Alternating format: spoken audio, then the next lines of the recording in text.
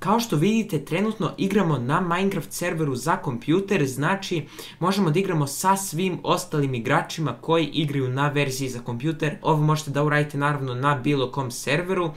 I ćao svima, moje ime je Stefan sa kanala Super Pro Stefan i dobrodošli u novi video. U ovom videu ću vam pokazati kako možete sa vašeg telefona, znači sa Minecraft verzije za telefon, da igrate na bilo kom Minecraft Java Edition serveru, na kome igraju ostali Minecraft igrači koji igraju sa kompjutera. Ovaj program se zove Gejzir i stvarno je mnogo lako da se podesi. Za početak je potrebno da na vašem kompjuteru skinete ovaj Gejzir MC, link će da bude u deskripciji. Trenutno smo na njihovom sajtu i želimo da kliknemo na ovo download dugme. Zatim će da se učita ovaj sajt i potrebno je da odaberemo neku najnoviju verziju sa strane koja ima ovaj ovde štiklić, tako da hajde da kliknemo na ovu ovde verziju i sada će da se ovo učita, znači samo kliknite na ovo gejzir.jar, tu kliknete i automatski će krenuti da se preuzima, evo ga ovde dole. I sada, kada se ovo skinulo, potrebno je da napravimo novi folder u koji ćemo da premestimo taj jar file, znači idemo samo new folder i to sad možemo kako želimo da nazovemo, znači ajde nazovemo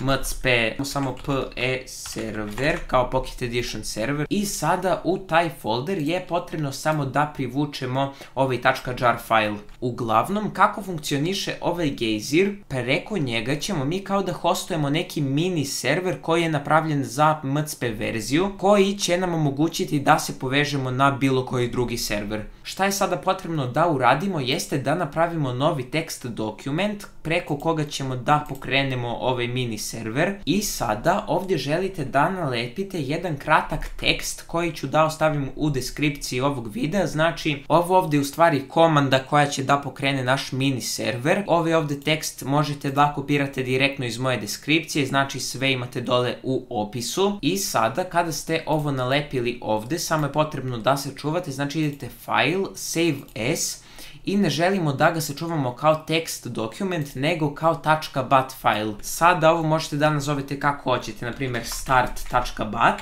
i to je file kojim ćemo da pokrenemo naš mini server. I drugo što želite da uradite jeste da umjesto text document stavite all files, znači podesite svi fajlovi i idete save. Sada iz ovog starog samo možete da izađete i da izbrišete ovaj stari text dokument. I sada su vam tu ostali znači gejzir.jar i start.bat. I sada ukoliko bismo mi pokrenuli ovaj start.bat, ono bi trebalo da učita još neke fajlove ovde. Upravo se pokrenuo naš mini server, tako da iz ovoga samo možemo da izađemo. I sada je samo potrebno da otvorite ovaj config.yml. Ako ne želi da vam se otvori normalno, samo idite desni klik open with, pa odaberite notepad. Ovdje imate opciju da unesete IP servera na koji želite da se povežete. Naprimjer, ovdje sad možete da unesete bilo koji IP servera za kompjuter. Možete da stavite Hypixel, Mineplex ili bilo koji drugi server. U ovom slučaju ja ću da ubacim svoj server, znači obavezno svi uđite na njega. Ovdje smo ubacili IP servera i sljedeće što želimo jeste da podesimo port. Za većinu servera ovo nećete morati da menjate, ali za sve servere koji imaju, na primjer, u svom IP-u dve tačke pa neki broj, taj broj koji ide posle dve tačke samo želite da prepišete ovdje. IP mog servera je vinecart.zaptu.org 2.25586.